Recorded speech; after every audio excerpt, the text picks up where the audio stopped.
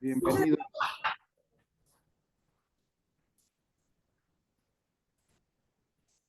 No, para quienes ya me conocen, bueno, pues los saludo. Si hay alguien por ahí que se esté eh, uniendo, estas son mis credenciales y les recuerdo, la sesión está siendo grabada. La semana pasada terminamos 4 sesiones de lo que tiene que ver tu plan financiero. ¿Cómo debes determinar tu plan de trabajo? La intención del titular de su oficina, del ingeniero Sánchez, es precisamente no abarcar genéricos, sino ir punto por punto para tener muy determinadas cada actividad que yo tengo que hacer en mi negocio inmobiliario. Entonces, vamos a pasar al siguiente módulo, que es la llamada fría. Lo vamos a hacer de la misma manera, vamos a discernir cada uno de los temas para ver precisamente y no engrosarlos en información genérica. La llamada fría se llama así y de muchas formas es lo que te invita o hace la diferencia entre asesores exitosos y asesores no exitosos.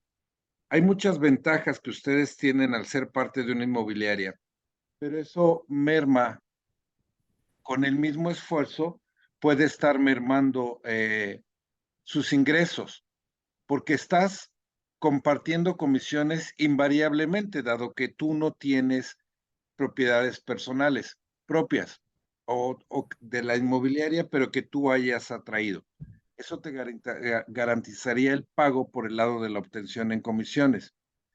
Entonces, nos lleva a que lo más importante en tu negocio inmobiliario es tu inventario. Entendemos que los CRMs que tenemos a disposición, el mismo inventario de la oficina que provocan los titulares o mis colegas, es plastilina para que yo trabaje, pero siempre vas a ver afectada tu comisión en porcentajes porque la propiedad no es tuya. Y la base para lograr un inventario es la llamada fría. Podemos pensar que todo el canvaseo, todo lo que vimos, el análisis de dónde, qué producto, qué precio, en qué ciudad, en todos los municipios, dónde vas a trabajar, al final es un trabajo de actitud. Es realmente que te comprometas a tener en tu plan de negocios, en tu plan de trabajo diario, una agenda que te diga, voy ahora a ir a hacer el campaseo activo, voy a ir caminando, voy a ir en lo que me transporte, me voy a bajar a caminar a buscar lonas, eh, o lo voy a hacer pasivo en mi computadora. Todo eso es algo de que tú realmente quieras hacer crecer tu negocio. Luego vas a encontrar un montón de propiedades y aquí es donde haces la diferencia. La llamada fría es la interacción entre desconocidos.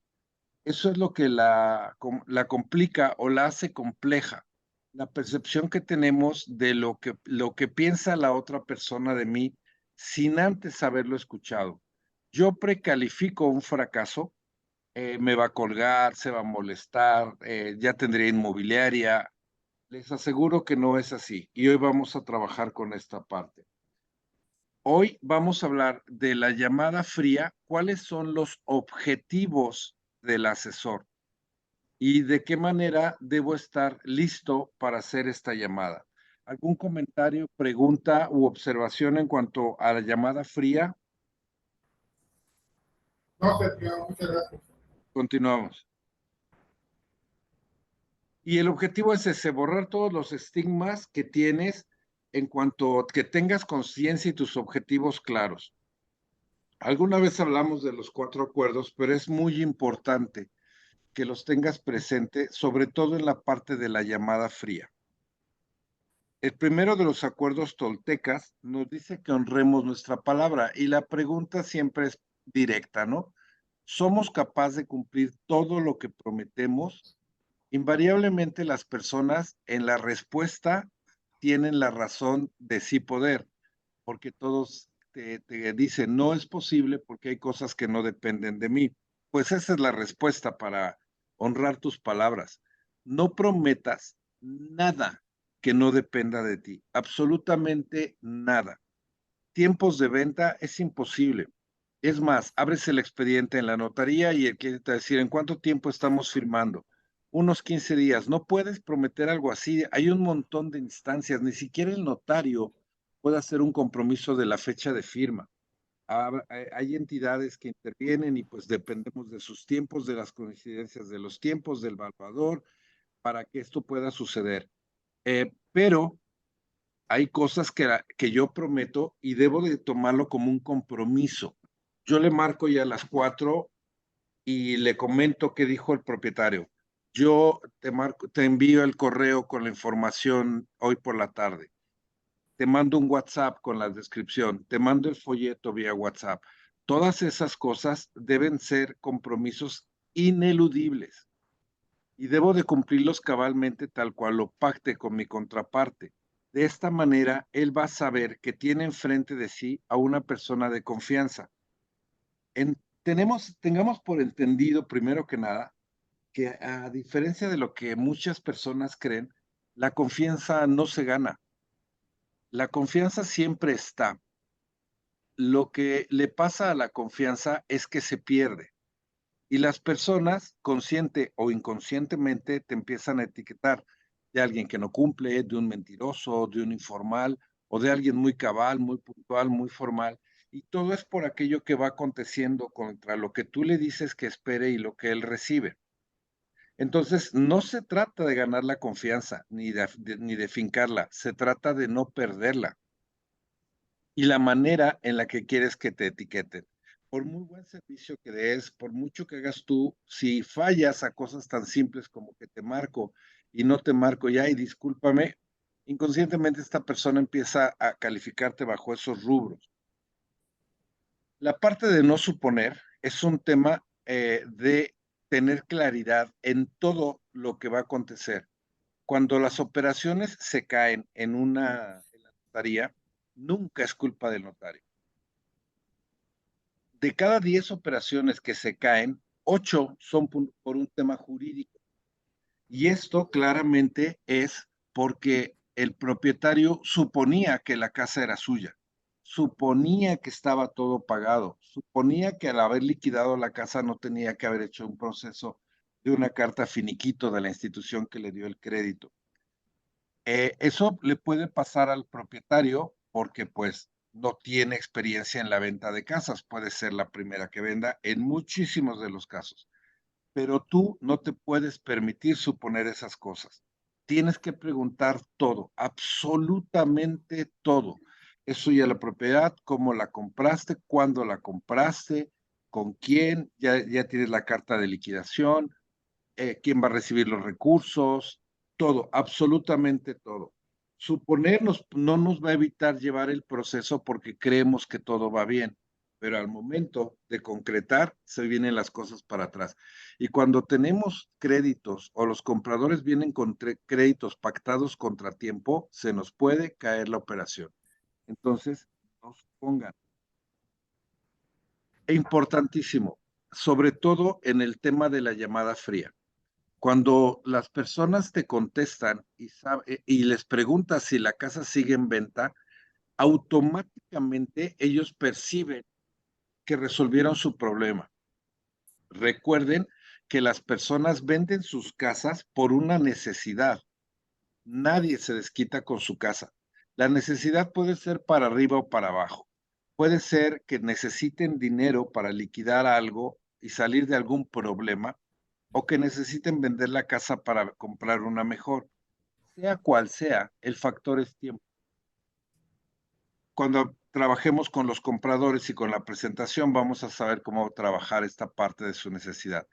Pero cuando tú le preguntas si la casa sigue en venta, automáticamente él ve resuelto su problema.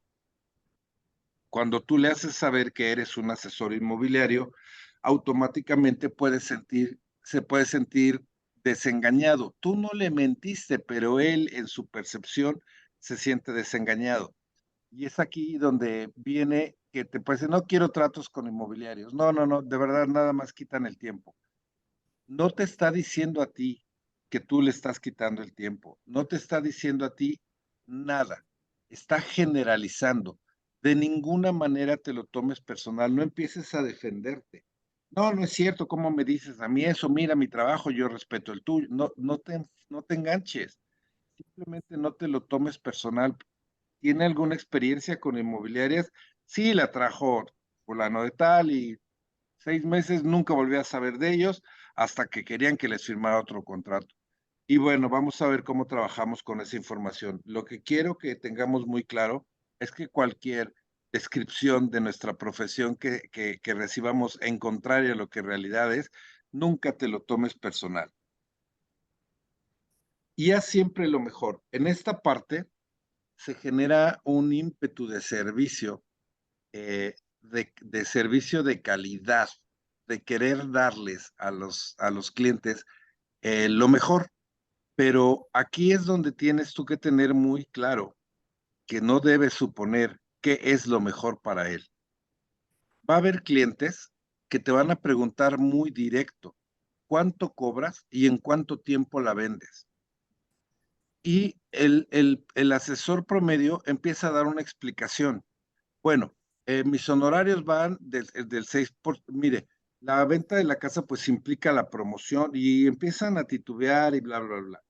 Si la pregunta es directa, la respuesta es directa. Va a haber personas que efectivamente quieran que yo les platique toda mi trayectoria y me siente a tomar un café con ellos, pero yo debo identificar cuál es la figura de mi contraparte, vendedor o comprador, para saber qué es lo que él espera de mí. Quiere una plática, quiere respuestas rápidas, lo quiere todo por WhatsApp, quiere todo por correo, no le gusta hablar por teléfono, todo lo quiere en persona. Si tú no identificas esa parte, va a ser muy difícil que tú realmente puedas dar lo mejor de tu servicio. Vas a estar dando lo que a ti te parece mejor, pero eso no funciona al momento de entregar. ¿Alguna pregunta, observación o comentario hasta aquí? ¿Podría compartirles, Sergio, buenas tardes, lo que la otra vez me dijiste del tema del cliente de Rosalba, que ellos pensaban que su propiedad estaba bien y que ya empezaron la promoción y cuando te mandó la información a ti, pues viste que era una propiedad que no estaba en condiciones correctas? Está súper, súper interesante y es un ejemplo muy bueno. Gracias, Víctor. Buenas tardes, ya no se ha saludado. Pero sucede que una persona le comenta que quiere vender su, ¿qué era? ¿Cómo dice el contrato? El usufructo, que quería vender su usufructo. Entonces yo le pregunté, ok, ¿cómo va a vender el usufructo? Pues alguien le dijo la palabra por ahí y le gustó, ¿no? Entonces yo le pregunté, ¿sabes qué? Probablemente tenga un contrato de compraventa, pero no hay escrituras. Y si tiene un contrato de compraventa y el que le vendió ya se murió, ya no hay quien le dé validez a ese contrato. Y me dice, no, si hay escrituras, ¿cómo que si hay escrituras? Pues lo que se vende es el traslado del dominio, no el usufructo. A ver, mándamelo y ya, me lo manda, hablamos por teléfono y empezamos a analizar y a revisar la escritura, ¿no? Pues sucede que a esta señora le vendieron el usufructo vitalicio de la propiedad. Esto es, ella les pagó dinero, no tenemos cierto cuánto porque no nos dieron el total de las escrituras, teníamos las primeras que era lo que realmente ocupábamos, donde a cambio de que ella les pagó cierta cantidad de dinero, no tengo idea tanto, pero ella pensaba que la casa era de ella, le dan el usufructo vitalicio y a la hija el derecho de propiedad, el derecho de explotación de la propiedad. Esto es, esa casa, la mamá la puede usar hasta que se muera. Si deciden rentarla, la hija tiene derecho a recibir el pago de las rentas. Pero ¿qué creen? Cuando se muera la mamá, tienen que devolverle la casa a los propietarios. Y ellos suponían que eran dueños de la propiedad. Nosotros suponíamos cuando nos dijeron que había escritura que ellos eran dueños de la propiedad. Para no suponer, verificamos los documentos. Y me preguntaba por qué habían firmado algo así. Le digo, pues es como si tú pagas de renta, no sé, 10,000 pesos mensuales, te dicen son 120,000 pesos al año, ¿no? Te la rento por 20 años a 1,200,000. Ah, órale va. Pues, ¿cómo crees? O sea, de verdad, las engañaron, no les explicaron bien, porque les repito, la percepción de ellas es que ellas podían vender esa casa y no hay manera, solamente son dueñas del uso de la casa. Ese es un ejemplo clarísimo de que aun cuando el cliente tenga la conciencia de que lo que tiene es suyo y puede disponer de él, hay que verificar y sobre todo cuando hay palabras extrañas que ellos tienen entendido o ellos suponen que los acredita como propietarios. ¿Me expliqué? ¿Tienen algún comentario con esto? ¿Alguna duda? Sí, claro, pero, o sea, lo que yo quería que ellos vieran es que, a pesar de que tenemos nosotros experiencia en este rubro, hay cosas que van saliendo nuevas continuamente. Entonces, a lo mejor nosotros sabemos que una casa con hipoteca de Infonavit o hipoteca bancaria se puede vender a través de otra misma hipoteca de Infonavit o bancario. Pero no, si no nos estamos actualizando y no estamos informándonos, las cosas pueden ir cambiando de un momento a otro sin que nosotros lo conozcamos, y eso nos puede generar que le digamos algo al cliente que no sea cierto, y regresamos al mismo punto desde siempre, que todo esto es de confianza, y la confianza se toma cuando tú hablas con la verdad, le dices las cosas claras al cliente y dejas que él tome la decisión, porque al fin y al cabo tú eres su asesor, pero el que va a decidir las condiciones de su casa, como en este caso, pues la señora va a seguir pensando que su casa se puede vender y es su pensamiento personal, pero la realidad es que no, y nosotros ya no nos involucramos. Sí, completamente. Eh, y cosas, y el punto es ese, ¿no? Hay cosas cotidianas que nosotros ya sabemos cómo se hacen y bueno, pues si tiene escritura, pues es el dueño y se lo doy, en fin, ese tipo de situaciones. Pero aún con todo eso, no hay que suponer, hay que leer, hay que revisar, hay que corroborar cada uno de los pasos. Y esto que les platico lo revisamos porque hubo un trastabilleo por ahí de la propietaria en cuanto a lo que decía la venta, ¿no? Pero pues en un sentido de que me da las escrituras, veo sus nombres, vendedor, comprador, el expediente la promueve a la hora que llegamos con la notaría, esta casa es tuya, porque suponíamos que al haber escrituras había propietarios. Entonces, bueno, pues definitiva, felicidades por haber llegado al punto de que aún con documentos revisáramos la parte del estatus de la propiedad, de qué era lo que realmente estaban llevando a la venta y bueno, pues determinar que era una confusión completa por parte de la propietaria, ¿no? En cuanto a lo que quería vender. Pero volvemos al punto, no supongas, podemos tener toda la experiencia del mundo, pero desde lo que me diga el propietario o el comprador, debo de ir corroborando que todo esto es cierto y que es viable.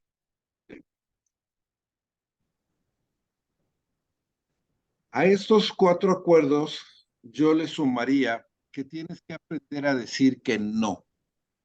En el entusiasmo de traer propiedades, en el entusiasmo de sumar, de levantar la mano cuando hay junta y avisan quién trajo propiedades al inventario, accedo a acuerdos que están completamente fuera de una realidad. Ok, mira, te voy a pagar el 2% de comisión, te la doy en opción y te la doy por 2 meses. Eso no lo vamos a lograr vender nunca y la rentabilidad de la venta es nula.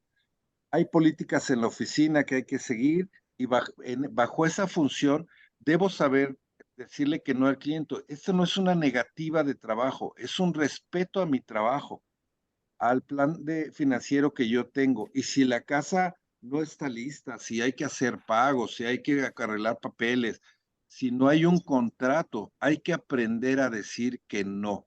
Y esto es medular en nuestro negocio. Todas las sesiones anteriores estuvimos hablando de lo que es el canvaseo. Recuerden lo que es el canvaseo. Las propiedades que tú vas a buscar están determinadas por tu plan financiero, cuánto quiero ganar mensualmente. Entonces, esto lo determina el valor de mercado. De ahí la ubicación, hasta dónde puedes dar servicio, hasta qué municipios puedes abarcar para tener propiedades y cuando alguien quiera ver la propiedad, no condicionar tú la cita, sino darle solución cuando él quiera. Conocimiento del producto, nos decía Víctor hace un momento, si es con Infonavit, debo estar al día en Infonavit, estar en los grupos de Infonavit, son muy nobles la gente que está en los grupos de Infonavit porque saben que no pueden intervenir para hacer gestoría en la colocación de créditos y les facilita que la gente sepa, que las personas sepan cómo pueden adquirir su crédito. Entonces, hay información siempre muy fluida. Busquen grupos en Facebook de Infonavit. Evidentemente, pues grupos que valgan la pena, ¿no? Eh, si es Fobiste, pues con queso Fol puedo trabajar, con quienes me apalanco, quiénes son mis socios comerciales hipotecarios, conocer el producto, pero sobre todo mi canvaseo va en función de la demanda del comprador. Recuerden la importancia de no perder un lead. Y eso es captar al comprador para buscar la propiedad que él me está buscando. En fin, esto ya lo platicamos. Cuando tú haces tu canvaseo y tienes tu lista de llamadas, hasta este momento, todo es un punto de aptitud, de querer que suceda, ir a buscar propiedades, traer teléfonos, sacar teléfonos, meterme a la computadora, filtrar, buscar zonas, propiedades de trato directo y ya la tengo. Aquí es donde empieza ya el trabajo que hace el cambio entre los asesores que realmente crecen o los que se mantienen estancados, ¿no? ¿Qué vas a hacer? Primero que nada hay que limpiar tu canvaseo. Tú tienes una lista de teléfonos y de direcciones o calles. Hay un teléfono. ¿Qué vas a hacer? Lo primero es que los vas a filtrar en tu Google. Recuerda que tienes que llevar una bitácora de todo lo que pasa. No se veía el rótulo, le pegaba el sol, me tuve que bajar, tuve que caminar, todos los problemas que tuve para obtener el teléfono en el canvaseo. Eh, Ahora, ya tengo todo ese antecedente del vendedor para saber qué problemas tiene él sin darse cuenta al ofrecer su propiedad al mercado. La encontré en internet, pero las fotos son malísimas. La primer foto que aparece es del baño, eso jamás va a traer un cliente, etcétera, etcétera. Toda esa bitácora la voy llevando. Ahora, yo voy a poner el teléfono de que conseguí en mi buscador. Lo voy a poner en mi buscador y le voy a dar enter. ¿Qué va a pasar? Cuando yo capturo el teléfono y le doy enter, si ese teléfono me aparece en varias anuncios, significa que no es un trato directo, es una inmobiliaria que se publica como trato directo. Ya no le llames, lleva una relación de esos teléfonos para que sepas quién tiene propiedades en esa zona y en su momento hacer los socios comerciales. Pero tú no pierdas el tiempo llamándole. En internet está diciendo que es una inmobiliaria. El número aparece en varias propiedades. Segunda posibilidad. La segunda posibilidad es que aparezca una propiedad con este teléfono. Lo que debes hacer es abrir la propiedad, el anuncio. Si coincide con el tuyo, ese es un cliente potencial.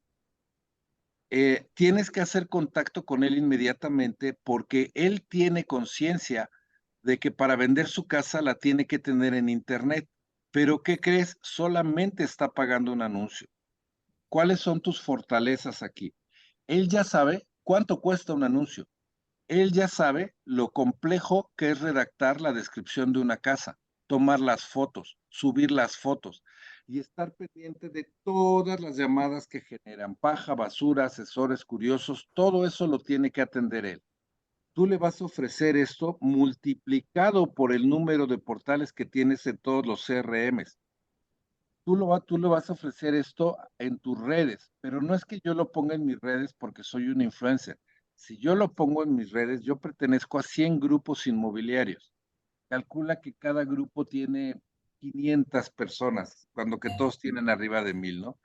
Pero quiere decir que yo le puedo llegar a 500,000 personas con un anuncio en mi marketplace porque le llego a todos los asesores que están en Facebook, le llego a Instagram, pero ya le puedo hablar yo de esas herramientas porque sé que él tiene cultura cibernética, pero lo más importante, él ya sabe el esfuerzo y dinero que cuesta estar presente.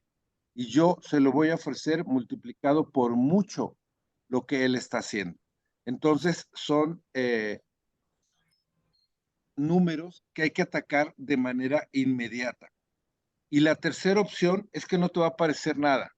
Sacaste el teléfono de una lona, marcaste y no te aparece nada. Si el anterior es importante, este es más importante y tienes que hacer contacto de inmediato. Él cree que solamente va a vender su casa poniendo una lona afuera de su propiedad.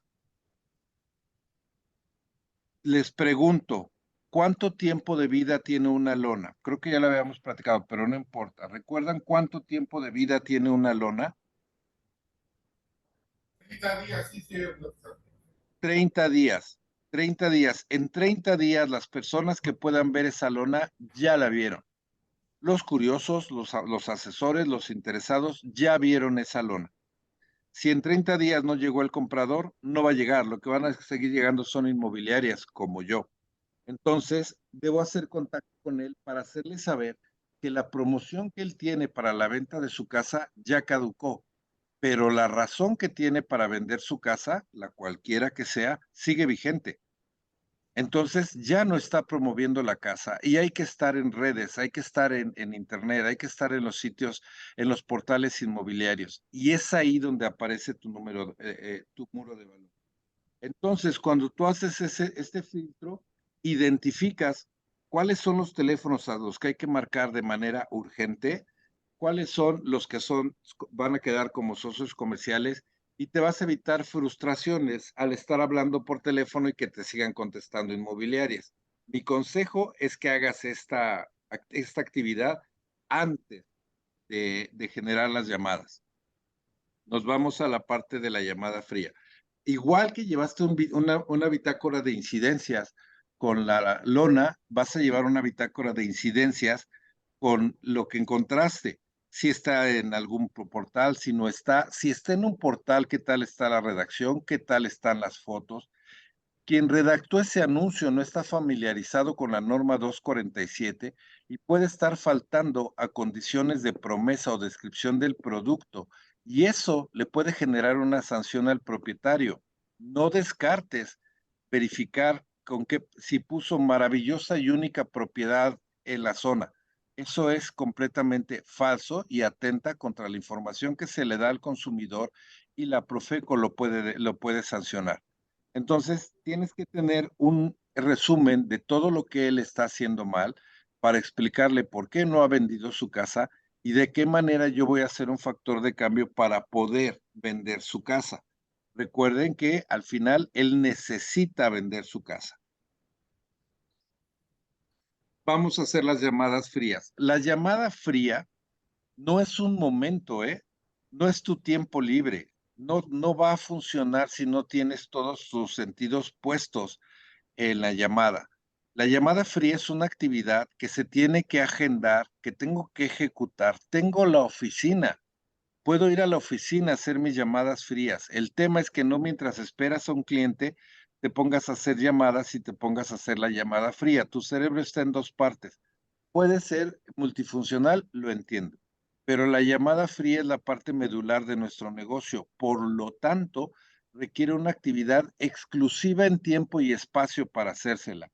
¿En dónde la vas a hacer? Que no tengas interrupciones, que no se escuchen ruidos de fuera, que todo aquello que te puede interrumpir o hacer ver como un no profesional. El simple hecho de que estés haciendo una llamada fría y ladre un perro, habla mal de ti, porque evidentemente no estás en una oficina, ¿no? Entonces, todos esos temas, esos puntos que puedes tú subsanar porque tienes una oficina, planéalos. Cuando tú llegas a la llamada fría, al momento de tu agenda de hacer la llamada fría, con actividad, la haces como actividad. Si la haces como un momento de aprovechar el tiempo, va a ser recreativa tu llamada fría y créelo, no vas a tener resultados.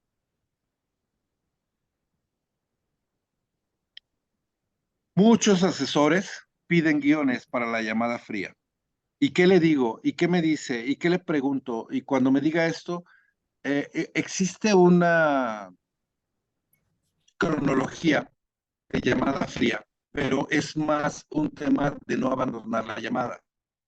Tú vas a programar 3 horarios para tu llamada fría. El primero debe ser entre las 10 de la mañana y las 12 del día, el día que quieras. El segundo horario es entre las 2 y las 3 de la tarde, ¿ok? Y el tercer horario es entre las 6 y las 8 de la noche. Nunca empieces, si es tu Sergio, primer llamado, mande usted. ¿puedes repetir? Porque como que se te cortó y exactamente era cuando estábamos anotando los horarios y se cortó. ¿Puedes Ok, repetir? Disculpa. con mucho gusto. El primero es entre las 9 y las 11 de la mañana, 10 y 12 del día, perdón, 10 y 12. El segundo es entre las 2 y las 4. Y el tercero es entre las 6 y las 8. Nunca, nunca empieces hablando después de las 6 de la tarde. Es tu Sergio, último. Adelante. es que hubo muchas preguntas aquí. Venga, ¿sabes qué? Nos desconectamos y nos volvemos a conectar en la misma liga. Sí, está bien.